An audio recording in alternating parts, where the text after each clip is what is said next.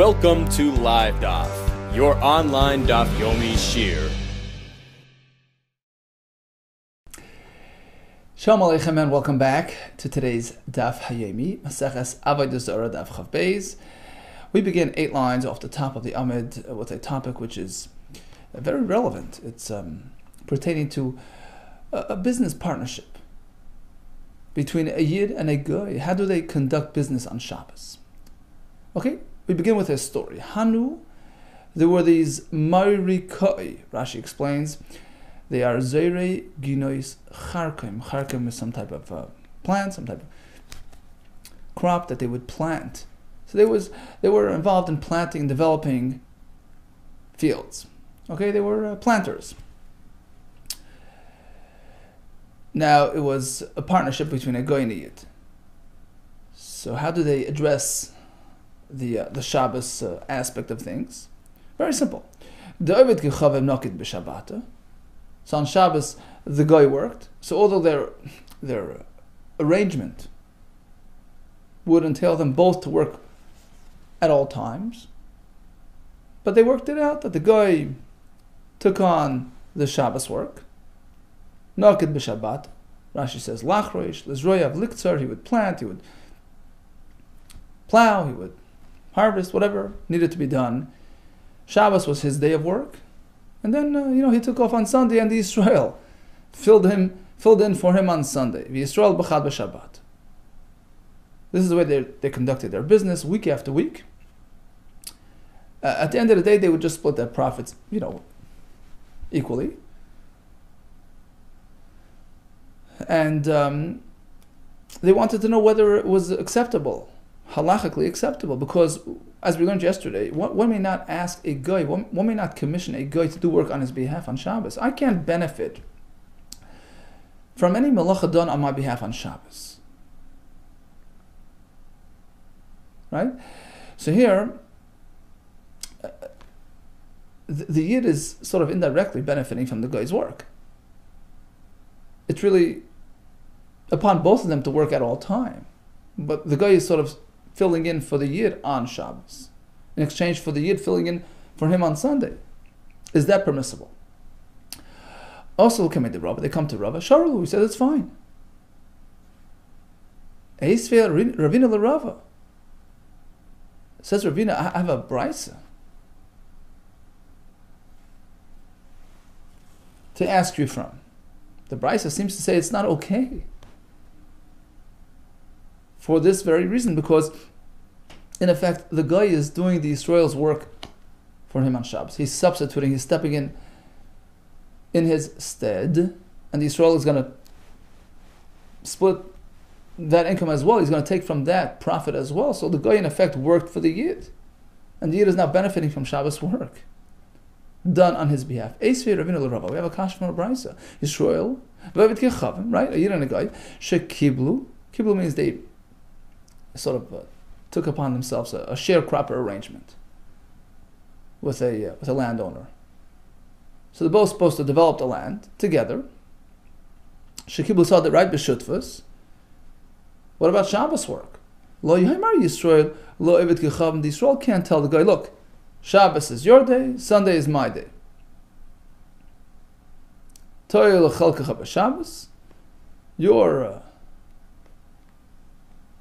Your day of work is Shabbos, Vani b'chayil, and I'll do, one weekday instead. You can't do that. Rashi says, you know why? Because really they both should be working full time. So when the guy takes the entire Shabbos upon himself, it's like he's working half of the day for the Yisrael. And the Yisrael then is going to make money off that work. So you can't do that. Lo Yamar Yisrael Yechavim, right? Toil Chalcha b'Shabbos. You take Shabbos fully. Vani b'chayil instead. I'll take 1 weekday upon myself. But if they made this arrangement initially, meaning before they committed to the job, then that's okay, because as Rashi explains, because in that case the Israel never committed to work 7 days a week with the guy. It was never his job. Initially, Shabbos was the guy's portion, and Sunday was his, job. So that's okay. But in the case where they did not make this initial division, they did not stipulate Shabbos is yours, Sunday is mine. They were just makabel stam, Rashi says. They committed to the job without, getting too embroiled into details, right? And they worked. And they worked together throughout the week, and the guy decided to do Shabbos, and the Yisrael decided to do the Sunday. Rashi says, V'lo tzivahu Yisrael. The Yisrael did not instruct him to do so. It was implied. He understood. Yisrael won't be coming to work on Shabbos. Let me just do the whole day. Yisrael on his own did the Sunday. But then when it came to dividing the profits, they calculated very specifically. He says, look, Mr. Guy, you did 10 Saturdays. I did 10 Sundays instead. Okay, so we're even, right? So since they made a direct reference to this sort of swap, this sort of exchange, we'll go back to the problem, because he's megala da'ata, says Rashi. He's now indicated very clearly that when the guy worked on Shabbos, it was on the Jews' behalf. In fact, that's why I filled in for you on Sunday. We made this sort of switch. So then it's us. Bottom line is, the Brisa says, unless they make a t'nai, unless it was initially articulated and arranged in this manner, it would be a problem. How could Rav allow those planters to proceed without having this stipulation? Ichsiv, so Rava was embarrassed by this question. He was sort of stumped. It turns out the story was not really as we had presented. It was a little different. There was no Shabbos issue. It turns out, ultimately, that they did make a Tanai.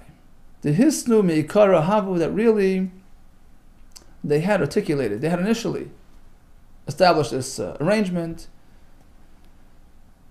so that the Yisrael never committed to any Shabbos work. It was the Goy's, solely the Goy's responsibility, in which case there's no issue of Shliach, there's no issue of Schar Shabbos, and it was okay.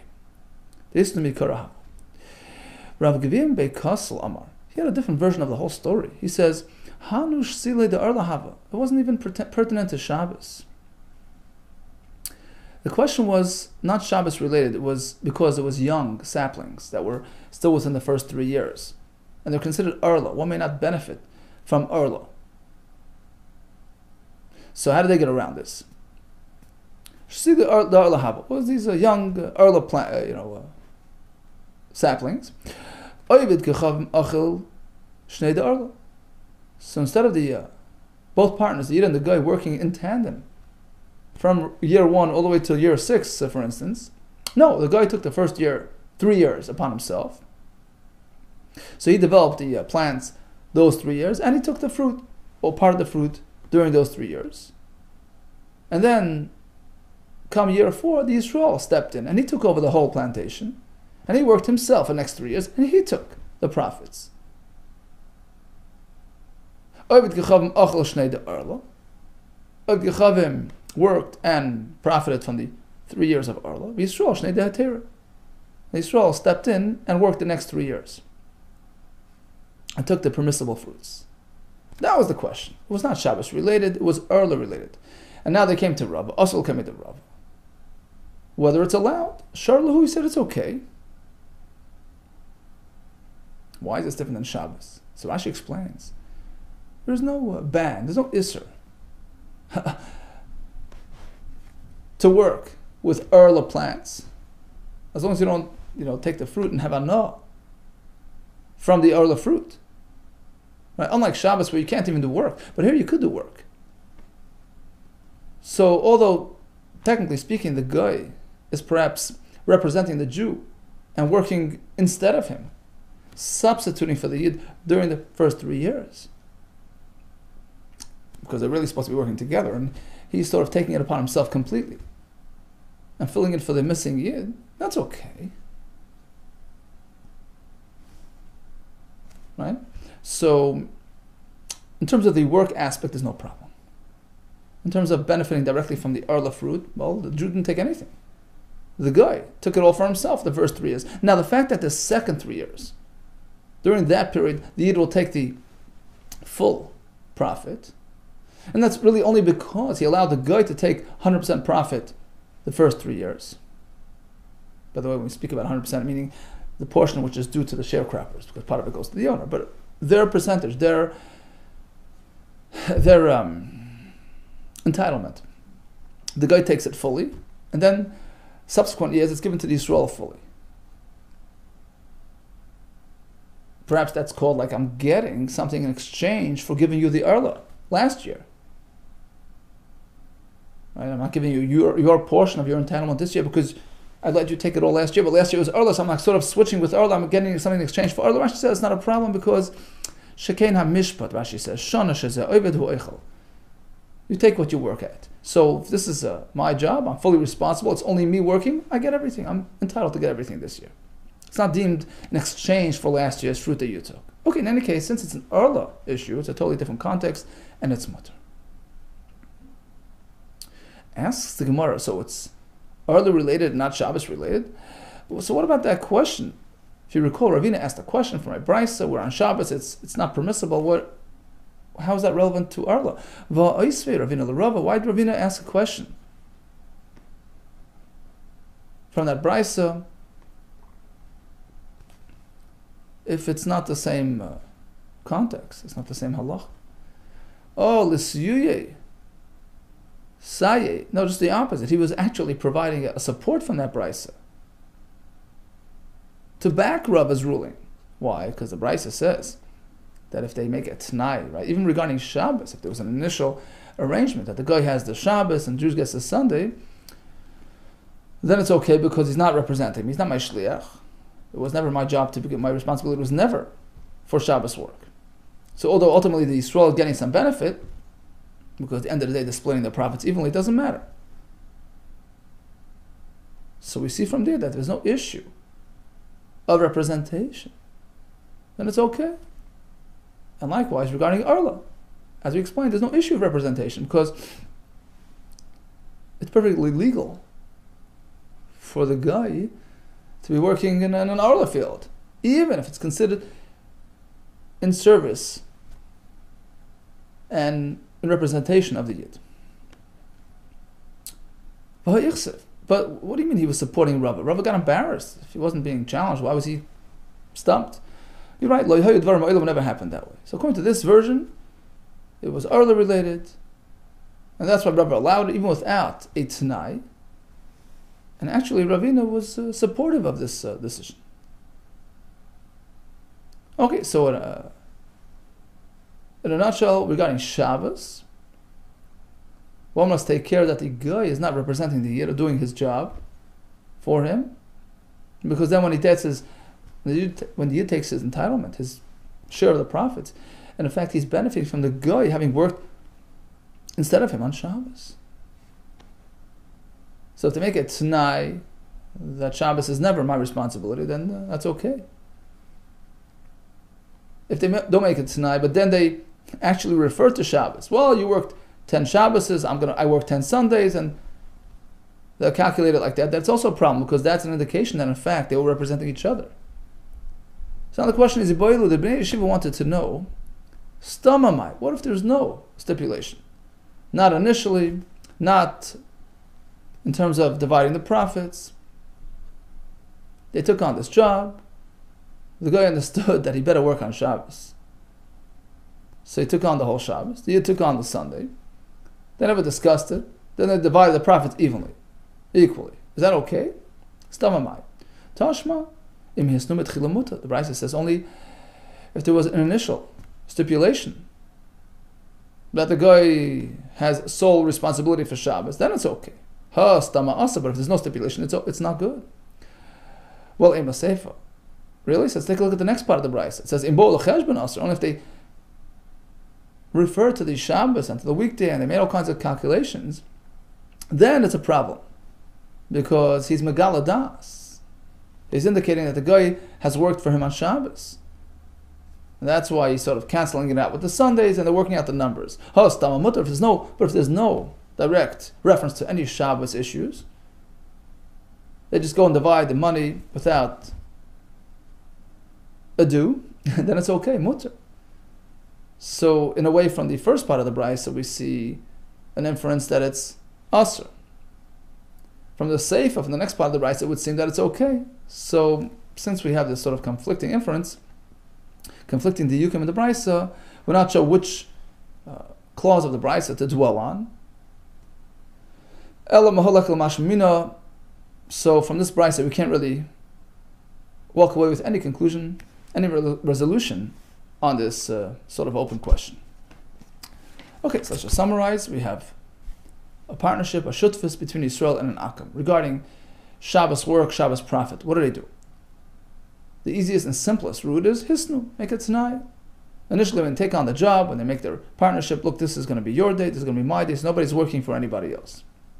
And then they can split the profits evenly. What if there's no t'nai? And he clearly tells them, look, sorry, I can't make it on Shabbos, could you work on Shabbos? I'll work on... That's clearly us. Likewise, even if they didn't clearly state that, but when it came to the cheshbonos, to dividing the profits, they sort of accounted for the rotation. Well, you did the Shabbos, I did the Sunday, and they worked it out based on the fact that they filled in for each other. Then again, he's getting schar Shabbos. He's indicating that the guy worked for him on Shabbos. That's asr. If there was no discussion at all during division of profits, stamma, it's an open question which we have yet to resolve. Hadran loch lifnei edei. Says the Mishnah, Ein ma'amidim behema b'pundukois shalei dikachav. One should not leave his animal under the care of a guy in a punduk, in an inn on the road. Why? Because he might sin with the animal. If chashudin al haravia is suspected of inappropriate interaction with animals, and Rashi says that would be an issue of lifnei iver l'sitei michshol. You're tempting the fellow to stumble and sin. So we don't trust them with our animals. Likewise, a Jewish woman should not go into seclusion with a guy for concern about gili arayis.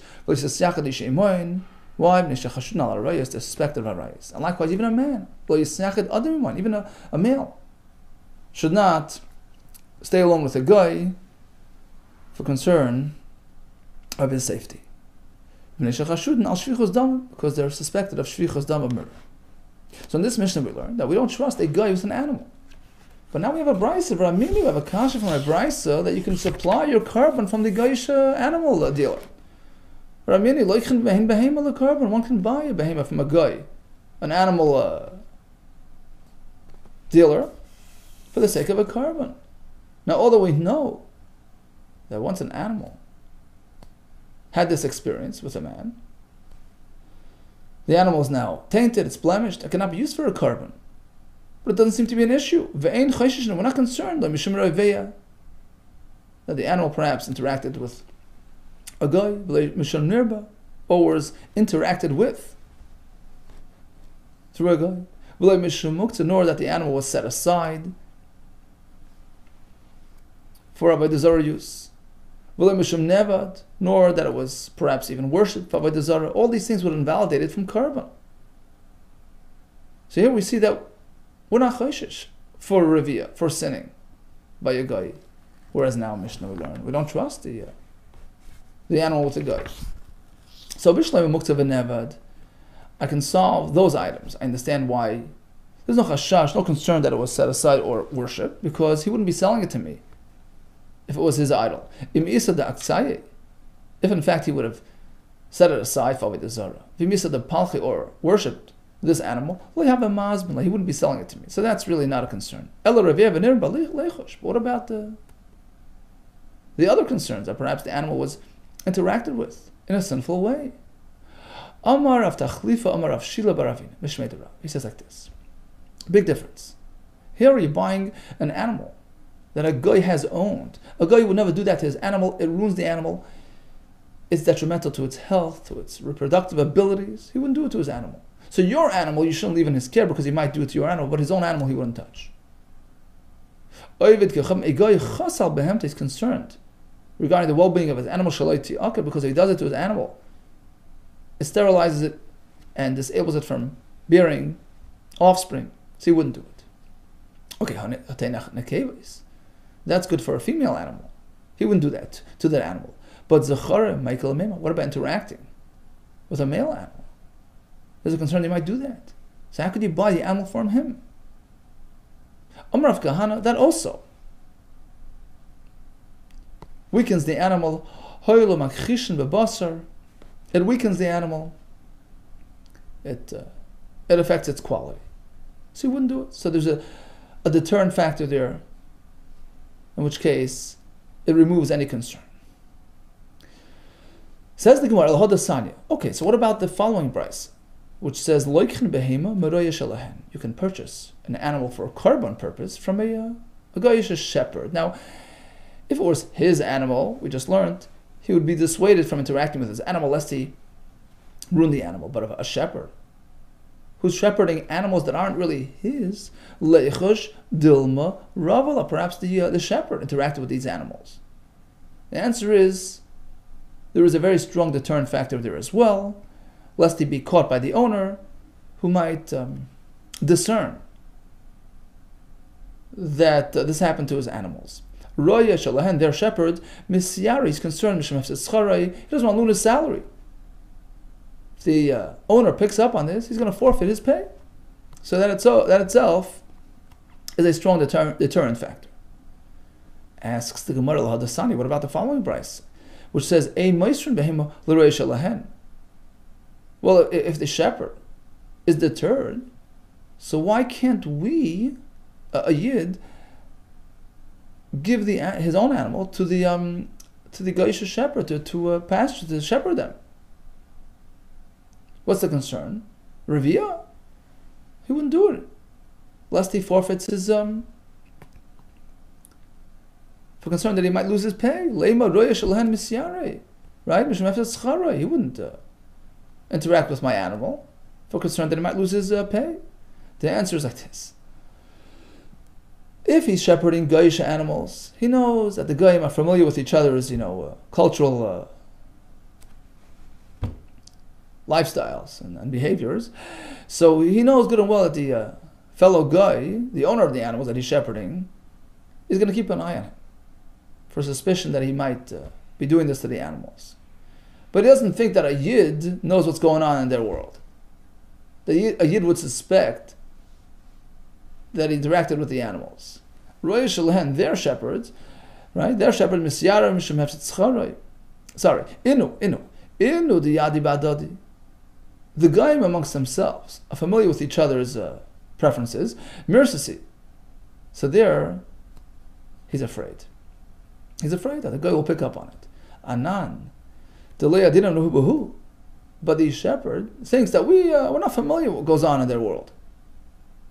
The Jew will never suspect that I interacted with his animal, and therefore they're not afraid of doing so for concern of being caught. Amar Rabbah. It says, Rabbah, there's a famous marshal for this. That the like is afraid of like. This fits with the common saying amongst people. Michtava, the engraving tool, the sharp engraving tool, glala is the marble baza, cracks and scrapes. So basically the marble is dead scared of the engraver, because he knows, he's familiar with his abilities. He knows that he can come and engrave him and crack him up. Ragla, a fellow who speaks gossiper, bechaver yada, is afraid of his fellow gossiper, right? Lest he gossip about him, right? So like is afraid of like. So yeah, one guy's afraid of the other because they're both on the same track, but he doesn't think that a Jew picks up on what he does. Yachi, says the Gemara, okay. If we're concerned that the guy actually engages in these activities, unless there's a strong deterrent otherwise. So we explained why you can buy an animal from an animal dealer. He wouldn't risk harming his own animals.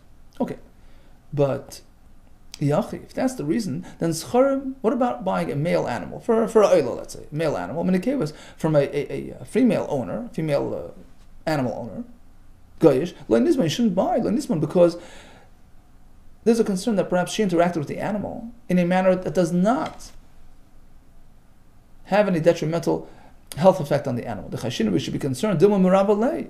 Maybe she took the animal upon herself, and that wouldn't affect the animal, and it wouldn't be discernible, in which case there's no deterrent factor. There is a deterrent factor given the Migri Ba, since the animal would now follow her. If she would have initiated that with the animal, it would now follow her around. Mirza, she's afraid. She's embarrassed. She wouldn't want to instigate this type of... so there's no concern. Allah the Tanur of Yosef. Okay, so if a woman is concerned about the animal following her around and attaching and latching onto her, so how do you explain Rav Yosef's halach? Armalta, a Jewish widow, like Tirbi Kalba, she shouldn't raise a dog for concern that she might be tempted to interact with it. Nor should she host a young Torah student, Bushpiza, in her place. He shouldn't be hosted, he shouldn't be staying, renting an apartment with her or whatever. He shouldn't do that. She shouldn't be his landlord. Now, Bishlemi Babe Rav Tzniela, we're concerned about a Babe Rav because he stays with her in her inn. There's a concern that she might interact with him, and he's a discreet person. So there's no deterrent factor. There's no concern that he might publicize it. It's just she's not going to be deterred to be tempted with him. Ela Kalba, what about that dog? What's the concern there? She wouldn't want to do something that would have now cause the dog to latch onto her and follow her around. Given the migra bus, since the dog would latch onto her, mirsasa, she would be deterred from initiating with him. So why is it usher? There should be no concern. Says the Gemara, no, a dog is different than a regular animal. The dog has a very short, very lean food supply. And given the chishadile umtza, because if it were that she would offer him a piece of meat, right? Let's say she would just feed the dog. That would explain why the dog is chasing her all the time. Master Rabasra would be latching onto her all the time. So that could be a good cover story. That would serve as an excuse. Meimar. I'm interested, so people can just assume, if they see the dog following her, it's because she fed him the other day. Hi, the Master Rabasra, the reason why he's following her, it's because of the umsa, because of the meat that she gave him. That's why he's doing that. So since she has a cover story, that counteracts the deterrent factor and poses a concern. Okay, so again, we had the Mishnah as a starting point. We can't trust them with our animals for concern of revia, but then we could buy animals for sake of carbon from a Geisha dealer or from a shepherd, because as we explained, there are various deterrent factors which would override any concerns. So now back to the Mishnah. We can't trust them with our animals, right? What about the kevis sits on the kevis? My time will let me achdinan. The Mishnah says you can't trust them with any animal. What if she's a female hostess, female innkeeper? Why can't you leave a female animal in her care? What you going to do with the animal? I'll tell you what the problem is. It's not because of her directly. It's because of her visitors. If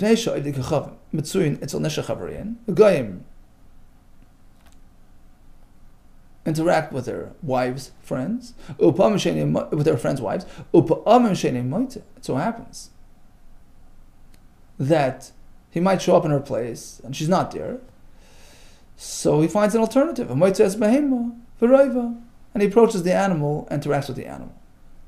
So by leaving an animal under the care of a Geish hostess, also poses a concern that perhaps the friend will come by and sin. Alternatively, you can say, even if the guy comes and to visit and he finds the hostess around, he would still prefer the Jewish animal. We learn, Chaviv alein behemtan shel Yisrael, to a guy, a Yiddish animal is more dear. Yosef should say more than their own wives. Why? Because when the original Nachash, the time of Adam and Chava, interacted with Chava, caused her to sin, right? Hitel bazuamo. He imparted into her an uncleanliness. So all of mankind were affected by this uncleanliness. Well, Yach Yisrael Nami said, then Yidden are also affected by this. Why are we saying that Yid stands higher? And even as an animal, right? Even an animal belonging to a Yid is deemed on a higher level than a guy, because it relates to a Yid, and it's an extension of a Yid. What do you mean? All of mankind, including Israel, were affected by this interaction with the Nachash, with the Yetzer Hara. Well, says the Gemara, that's true, but eventually we were cleansed. We were totally purified. At Har Sinai, this week's parsha, Yisrael Sha'amad al Har Sinai, Yisrael who was standing by Har Sinai, Pasku Hamas, and their uncleanliness was removed. But the Goyim that were not there did not have that experience. They were never cleansed. So deep down, even a guy realizes that a Yid stands higher, it's more pure, and he's attracted to a Yid, and even the animal of a Yid. Amazing. Taisus points out, based on the Gemara on Shabbos, that even a ger, what happens when a ger comes and joins our nation? What happens to Zuhama? The effects of the Yechet, of the Nachash? He says, it's a Gemara on Shabbos, that the mazel of a ger was standing there by Har Sinai and was cleansed. So ultimately, when the ger comes and joins, he's sort of closing a loop, relating back to that experience on Har Sinai, reconnecting to that cleanliness, that sublime experience, which puts him on par with the rest of the Jewish nation. Okay, here comes a question. So don't trust the guy with an animal. What about a fowl, a bird? Tashma? No, there's a concern there as well. Damar Yehuda, Amar Shmuel, Shmuel Chanina. So he quotes Rabbi Chanina, Ani Isi, I myself saw, he purchased this duck from the market. Rava interacted with it. Chanka choked it, Salah roasted it, and ate it.